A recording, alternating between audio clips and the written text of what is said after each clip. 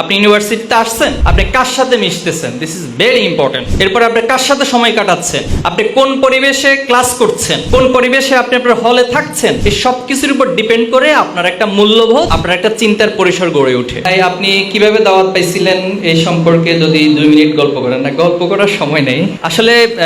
শিবির হিসেবে তো কেউ জন্ম নেয় না, পৃথিবীতে কেউ শিবির হিসেবে জন্ম নেয় না।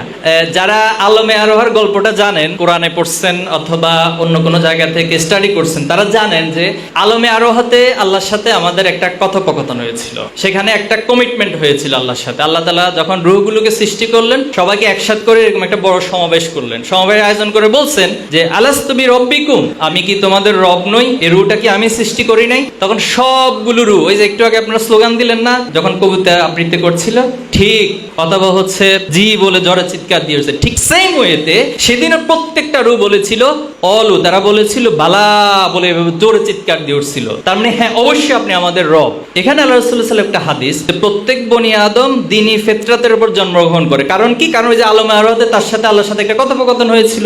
সেজন্য এই দ্বীনি ফিতরাতের উপর জন্মগ্রহণ করার পরেও তার পিতা মাতা এবং তার চারপাশের পরিবেশটা তাকে হয়তো সে ফিতরাতের উপর টিকিয়ে রাখে, অথবা সে ফিতরাত থেকে আস্তে আস্তে দূরে সরিয়ে তাকে একজন বিদ্রোহী, অর্থাৎ রবের বিদ্রোহী একটা শক্তি হিসেবে বা একটা সত্তা হিসেবে তাকে গড়ে তোলে। তাহলে এখানে কি পয়েন্ট পাইলাম আমরা? যে দ্বীনি ফিতরাতের উপর আমরা সবাই জন্ম নিই, কিন্তু আমাদের পরিবেশটা আমাকে দ্বীনের উপর টিকিয়ে রাখে, অথবা দ্বীন থেকে বা আল্লাহর সাথে যে কমিটমেন্টটা সেটাকে আস্তে আস্তে করে ভুলিয়ে দিয়ে আমাকে ভিন্ন একটা রাস্তা ধরিয়ে দেয়। তো যেটা বলছিলাম যে শিবির হিসেবে কেউ জন্মগ্রহণ করে নাই, আমিও করি নাই। তো হয়তো শীত ফিতরাতের উপর জন্মগ্রহণ করেছিলাম, আমার পরিবার, আমার সমাজ বা আমার চারপাশে, এই যে আমার আগে একজন বক্তা বলছেন যে পরিবেশটা ইম্পর্টেন্ট। আপনি ইউনিভার্সিটিতে আসছেন, আপনি কার সাথে মিশতেছেন, দিস ইজ ভেরি ইম্পর্টেন্ট। এরপর আপনি কার সাথে সময় কাটাচ্ছেন, আপনি কোন পরিবেশে ক্লাস করছেন, কোন পরিবেশে আপনি আপনার হলে থাকছেন, এই সব কিছুর উপর ডিপেন্ড করে আপনার একটা মূল্যবোধ, আপনার একটা চিন্তার পরিসর গড়ে ওঠে। তো সে জায়গা থেকে শিবিরের কিশোরগঞ্জ একটা পত্রিকা আছে, আপনার আমার নাম শুনছেন, তো দায়িত্বশীল দেখা হয়েছিল, কিশোরগঞ্জ পত্রিকাটা ধরিয়ে দিয়েছিল। এই কিশোরগঞ্জ পত্রিকাটা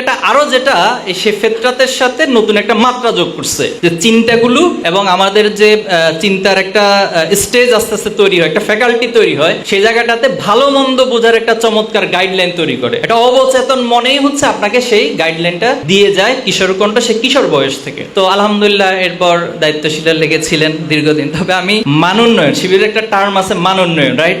জানেন আপনারা, এটা হচ্ছে সমর্থক হইতে হয়, কর্মী হইতে হয়, সাথী হইতে হয়, সদস্য হইতে হয়। তো সমর্থক কর্মীটা কিভাবে যে হয়ে গেছে বুঝতে পারি নাই, কিন্তু যখন বুঝতে সাথী হইতে হবে তখন দায়িত্বশীলদেরকে মোটামুটি কিভাবে ঘুরাইতে হয় এই কলা কৌশল শিখে গেছে। অনেক ঘুরানোর পর দেখছি যে নাছড় বান্দা, ছাড়বেই না আমাকে, এমন এমন অনেকগুলো কিছু ইমোশনাল বিষয় আছে। এরপর আমি নামাজ কাজা করতাম, ফজরের নামাজ আমার কাজা হয়, তো 3 মাস নামাজ কাজা থাকলে সাধারণত সাথী হওয়া যায় না। তো দায়িত্বশীল এমন কাজ করছেন যে আমাকে প্রত্যেকদিন ফোন দিয়ে জাগাইতেন যাতে নামাজটা পড়ি। যেদিন ফোনে পাইতেন না, তিনি সেদিন আমার বাসায় চলে আসেন, বাসায় এসে আমাকে ডেকে উঠে নামাজ পড়ি। এই কষ্টটুকু আমার দায়িত্বশীল করেছেন। পরে একটা পর্যায়ে মনে হয়েছে যে না, এই দায়িত্বশীলদেরকে আসলে আর কষ্ট দেওয়া ঠিক হবে না, পরে সাথী হয়ে গেলাম। আল্লাহ দিচ্ছে।